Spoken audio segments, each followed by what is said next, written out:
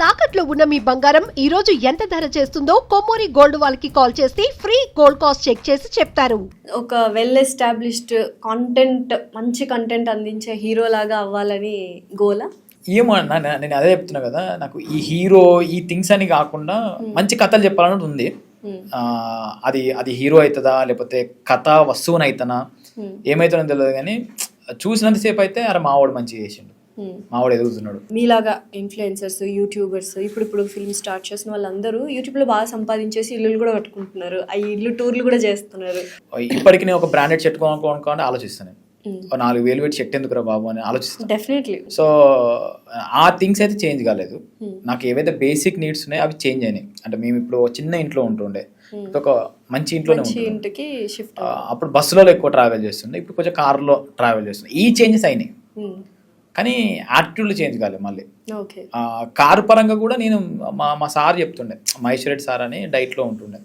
ఆయన ఏం చెప్తారంటే కార్ అనేది, బండి అనేది మనకు మన ప్రయాణానికి ఉపయోగపడేటి, మన లగ్జరీని చూపించేటి కావు. ఆయన ఏం చేస్తారంటే 4 ఉంటే కారు, 2 ఉంటే బైక్, 1 ఉంటే బస్సు. కానీ ఇండస్ట్రీలో బాగా ఫ్లాషీగా చూపించుకొని గొప్పగా చూపించుకుంటేనే ఎదుటి వాళ్ళు మనల్ని రెస్పెక్ట్ చేస్తారు అన్న ఫీల్ ఉంది. అండ్ అది వాస్తవం కూడా.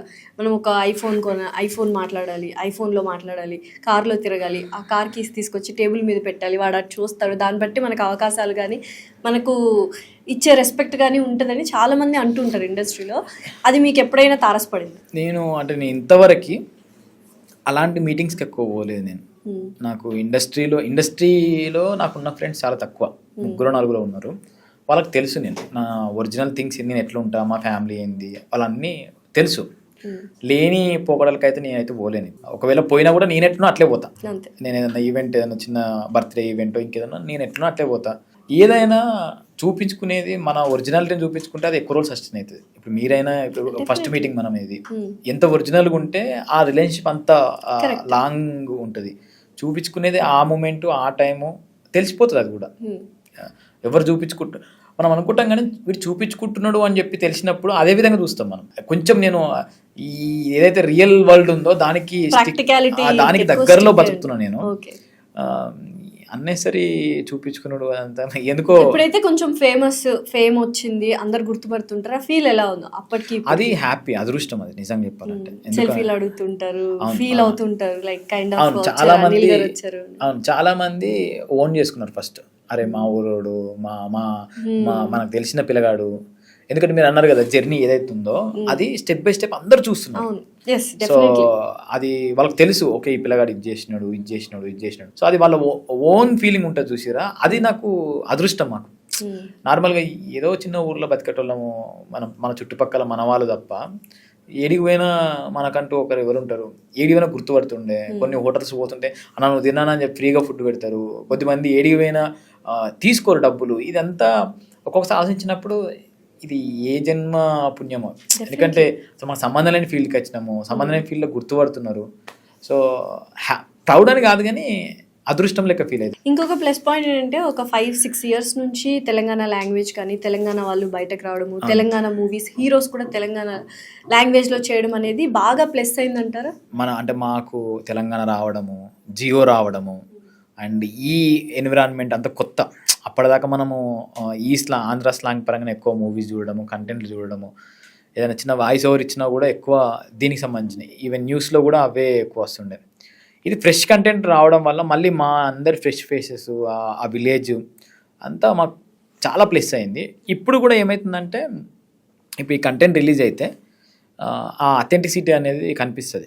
ట్రైలర్ కూడా చూసాను, మోతువారి లవ్ స్టోరీ అసలు ఎక్సలెంట్. అంటే నాకు ఒక బలగం మూవీలో ఎలా అయితే తెలంగాణ ఎసెన్స్ కనిపిస్తుంది, ఆథెంటిసిటీ అలానే ఉంది. సో ఆ రేంజ్లో ఎక్స్పెక్ట్ చేయొచ్చా మనం? ఆ రేంజ్లో ఎక్స్పెక్ట్ చేయొచ్చు. అంటే కల్చర్ కానీ, ఎమోషన్స్ కానీ, ఫ్యామిలీ బాండింగ్స్ కానీ ఉంటవి. అండ్ అంటే అది వేరే ఒక సెగ్మెంట్ మీద వెళ్తూ ఉంటుంది, ఇది ఒక వేరే సెగ్మెంట్ మీద వెళ్తూ ఉంటుంది. దీంట్లో కామెడీ అండ్ ఎమోషన్ 2 మిక్సప్ అయ్యి వస్తూ ఉంటుంది. అది ఒక అంటే పోను ఎమోషనల్ ఎక్కువ వెళ్తూ ఉంటుంది అన్నదమ్ముల మధ్య. ఇది రెండింటికి కంపారిజన్ లేదు కానీ ఓవరాల్ తెలంగాణ స్టోరీ పరంగా ఆలోచించినప్పుడు ఆ విలేజ్ వైబ్ కానీ, ఆ బ్రదర్స్ అదంతా కొద్దిగా బాగుంటుంది. కానీ ఏది బాగా పేరు తెచ్చిన వీడియో ఏంటిది మీకు? ఇంకా నెక్స్ట్ ఇంకా వెనక్కి తిరిగి చూసుకోవాల్సిన అవసరం లేదు, ఇందులో కంటిన్యూ అయిపోదాము.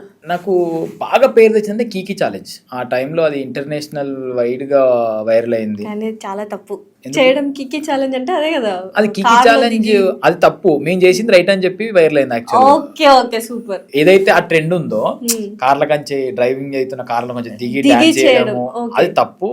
మేము దాన్ని ఇక్కడ ఊర్లో ఏం చేస్తామంటే పొలంలో ఎడ్ల బండి పెట్టేసుకొని, ఎడ్ల బండి కదా మన నాగలి పెట్టుకొని దున్నుతుండగా మేము డాన్స్ చేసినాం. సో అది శ్రీకాంత్ అన్న, శివన్న వీళ్ళందరూ డిస్కస్ చేసి టక్కున షూట్ చేసి పెట్టేసినాం. అది బాగా వైరల్ అయింది. ఇది కదా ఇట్లా చేయాలి కదా, రోడ్ల మీద చేస్తే యాక్సిడెంట్లు అయితే అవైతే, ఇలాంటి ఛాలెంజ్ మీరు చేయొద్దు అని చెప్పి ఏదైతే కేసులు అవుతున్నాయి ఆ టైంలో మా వీడియో ఇట్లా చేయాలి, మన సంస్కృతిని కాపాడుకోవాలి, మన కల్చర్ రిలేటెడ్ వీడియోస్ చేయాలి ఏవైనా అని చెప్పి అట్లా బాగా వైరల్ అయింది. సో అప్పుడు మన పేరు కొంచెం అన్ని ఆర్టికల్స్లో రావడము, దానివల్ల ఇప్పుడైతే ఇన్స్టాగ్రామ్ వెరిఫైడ్ మార్క్ కావాలంటే కొనుక్కోవాలి. సో అప్పుడు ఏంటంటే ఎవరైతే వైరల్ అవుతారో, ఎవరైతే ఆర్టికల్స్ ఎక్కువ ఉంటాయో వాళ్ళకి వస్తుండే. నాకు అప్పుడు ఆ టైంలో వచ్చి ఉండే 2018-19 ఆ టైంలో ఫస్ట్ వెరిఫైడ్ మార్క్ అంటే ఈ సోషల్ మీడియా హీరోలు కాకుండా ఓ ఇన్ఫ్లుయెన్సర్లో లేకపోతే క్రియేటర్లో ఇటువైపు మన గ్యాంగ్, మా సైడ్ ఉన్న గ్యాంగ్లో నాకు వచ్చిండే ఫస్ట్. అది దానివల్ల అట్లా పేరు వచ్చింది. ప్రతిదీ చేసుకుంటూ వెళ్ళిపోవాలి అంతే, వెనక్కి తిరగాల్సిన అవసరం లేదు. ఇక మన నెక్స్ట్ ఇంకోటి వస్తుంది కావచ్చు, ఇంకో పని వస్తుంది కావచ్చు, ఏదైనా ధైర్యంగా అయితే ఉంటున్నాం. సో గ్రాఫ్ ఇలా పెరుగుతూ ఉన్నప్పుడు ఇండస్ట్రీలో, ఎస్పెషల్లీ ఈ ఫీల్డ్లో ఉన్నప్పుడు యాటిట్యూడ్ అనేది ఎక్కడో చేంజ్ అవుతూ వస్తూ ఉంటుంది. చేంజ్ అవ్వాలి కొన్ని సిచ్యువేషన్స్లో. సో అనిల్ గారు అప్పుడున్న యాటిట్యూడ్ ఏంటి, ఇప్పుడున్న యాటిట్యూడ్ ఏంటి?